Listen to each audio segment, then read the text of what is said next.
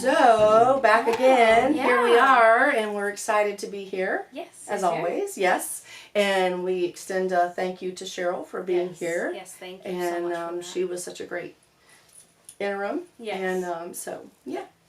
Well, we're going to talk about L-O-V-E. Yes, we are. We're going to talk about 1 Corinthians 13. Yeah. It's the quintessential love chapter, like you always think about. Marriage and weddings, and, Yeah. we want to talk about gestures of love. I think love is emotional and physical. Mm-hmm. And it's very much a choice as well. Mm-hmm. Oh, yeah. Yeah. So, do you want to go and read it, and then Yeah, let's do that. get into it? Yeah, let's read those verses. Whew. All right, it's got 13 verses in chapter 13, so... it says, "If I speak in the tongues of men and of angels, but have not love, I am a noisy gong or a clanging cymbal. And if I have prophetic powers and understand all mysteries and all knowledge, and if I have all faith so as to remove mountains, but have not love, I am nothing." Can we stop there? Yeah. Let's stop there. Yeah. And can we talk about that little Can section? I maybe Go go ahead. to the next Yeah, go to verse, the next 'cause verse. It kind of fixes Yeah, there. yeah. And then it says also, "If I give away all I have, and if I deliver up my body to be burned, but have not love, I gain nothing." Gain nothing. Yeah. Yeah, and I was just reading several different things, and when you talk about the cymbal and the gong, and it's Yes. like a nerve-wracking noise, Yes. you know. Yes, it is. Nerve-wracking noise. I like that, I hate to say that I'm never was a rock listener of rock music, because to me it felt like a noise. Yeah. And it was like, rah, rah, rah. But anyway, yeah. So, yeah. But yeah, if you sound like that, if you're just making noise and, yeah. doing whatever, but you don't have love behind it, you don't have that love motivating it. I know. It's nothing. It's just that. It's just noise. That's like those little kids that bang on the drums. They just really like the noise. Yeah, they like the noise. They love the noise. Oh, yeah. But I like that. And I love the fact, just about the faith. And, if you have this and don't have love, it's of what good, you know? Yeah. So, we talk about physical and emotional love. Mm-hmm. Mm-hmm. So we have those 4 different versions of love. I know. The Greek. You want to share those? Yes, I will share those. I might as well again. share them and then we can finish reading. Yeah. Yeah. So we have the 4 different kinds in Greek. Eros, which is romantic love. Philia, which is deep friendship. Okay. And then storge, which is family. Mm-hmm. And I made sure and I looked back at the original Greek, and this chapter is all about agape love. Okay. Which is that's unconditional, selfless love. Oh, I'm going to write that down. Because every mention of love in this is agape, or they change it to fit who they're talking about or what they're talking about. But agape and that kind of word. Okay. Yeah. Okay. So cool. this That's chapter tiny. is about the selfless love. Selfless. I want to write that. I love to write things in my Bible because I know we used to never do that. It was like so a taboo holy. thing Yeah. But if you don't and you have those thoughts, then, Yeah. I have so many notes now in my Bible. Yeah, and it's I cool think it's to okay. see those things. Oh, I know. I go back and I'm like, oh, okay, I remember that. Yeah, you aren't changing God's word. You're just writing down You're what writing comes to down. mind. That's right. What's was said. Yeah. Yeah. Well, one of the things, because you just said you talked about, what was that one verse? Talked about if you something about love. Yes. And if you don't have that, you have nothing. Yeah. Even though you have faith to be able to move mountains. But not love. But not love.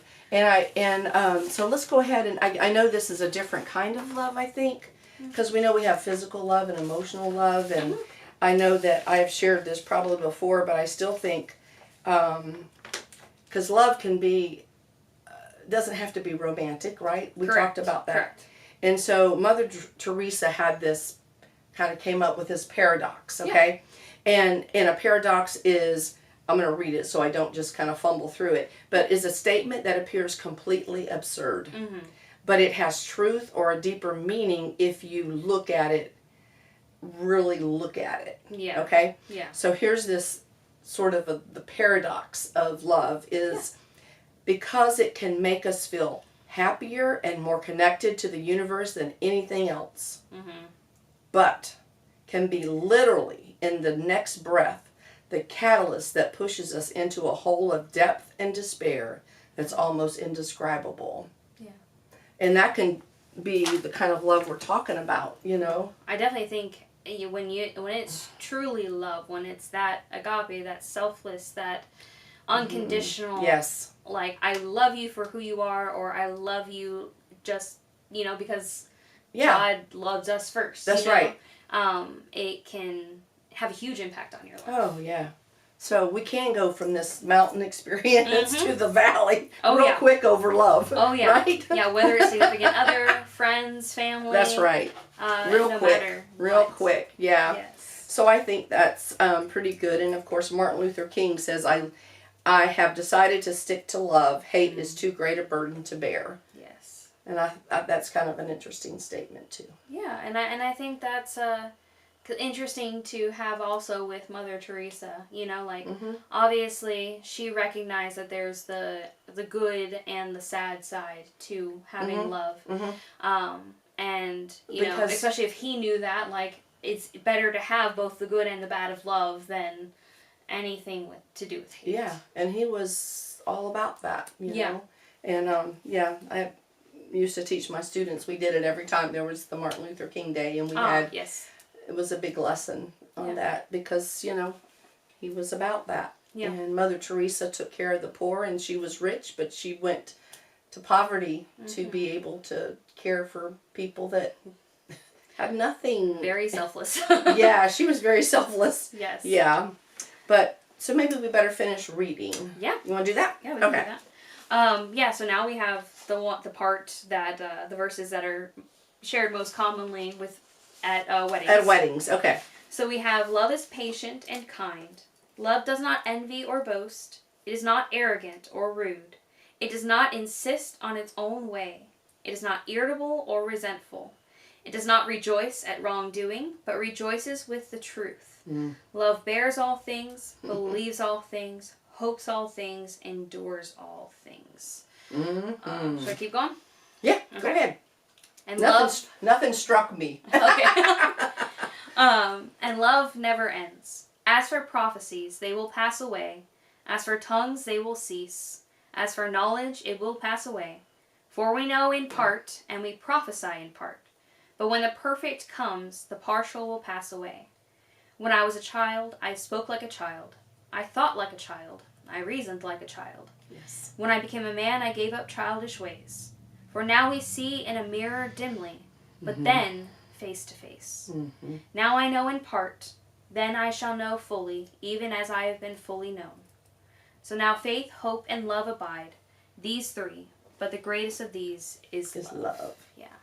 So, honestly, going back to the marriage part, the verses 4 through 7, let's talk about weddings.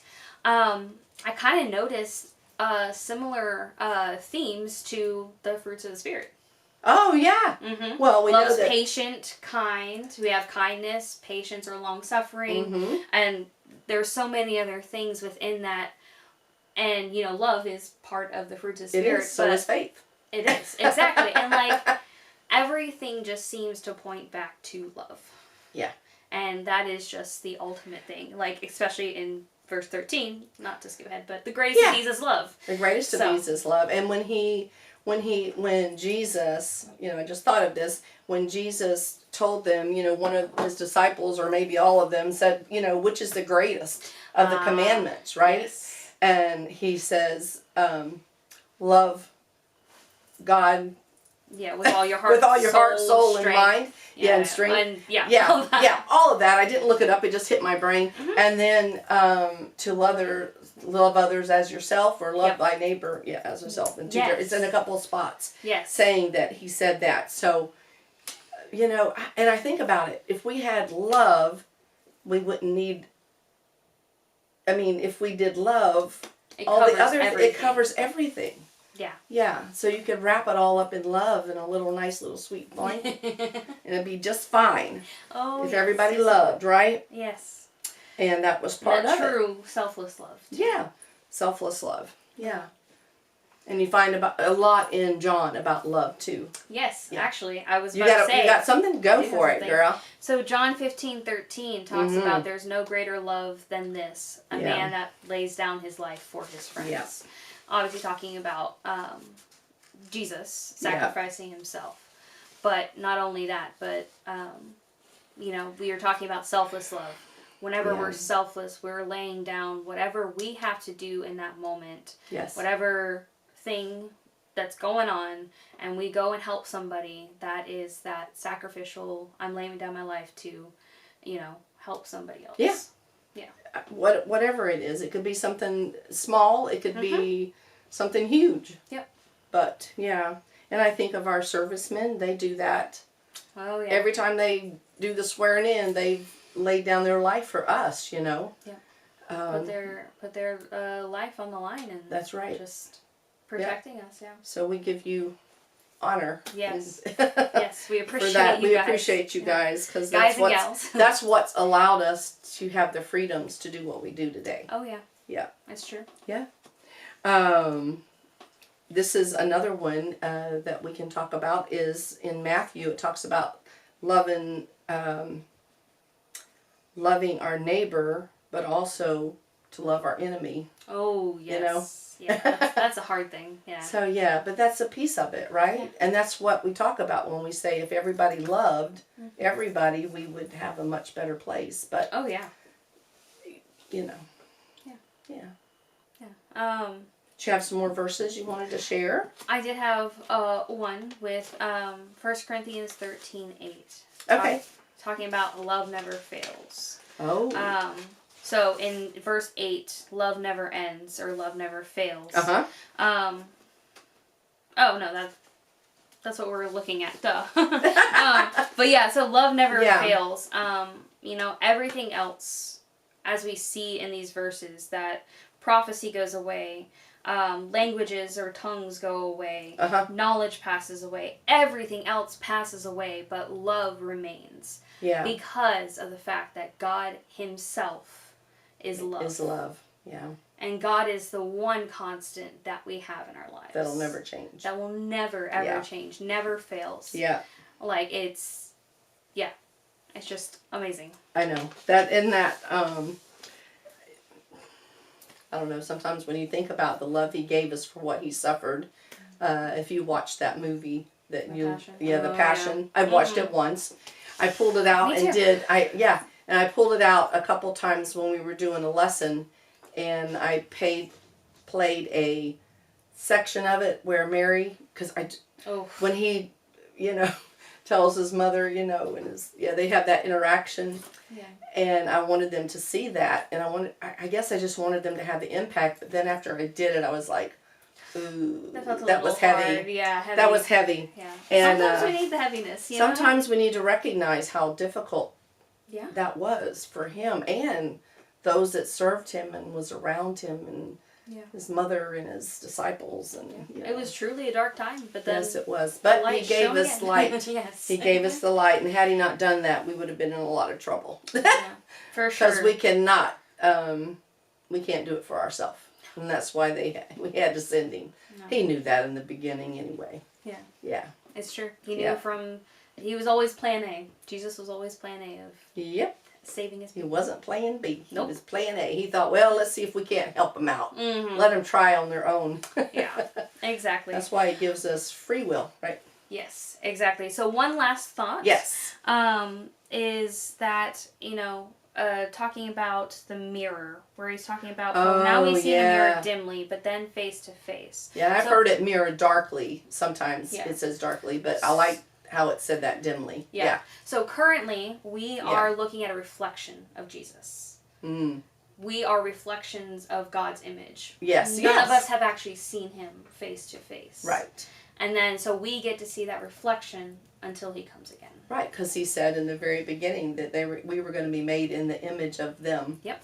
Right? And we are. Yeah. And we are. Yeah. Even though we're different. We Yes. still have his image. Yes, it's a spiritual image. That's right. Of who God made us to be. Yeah. Yeah. It's kind of cool. Yeah. Yeah. All So, hey, do a little love, show a little love, be a Yes. little love, okay? All right. You guys have a great week. Bye. Bye.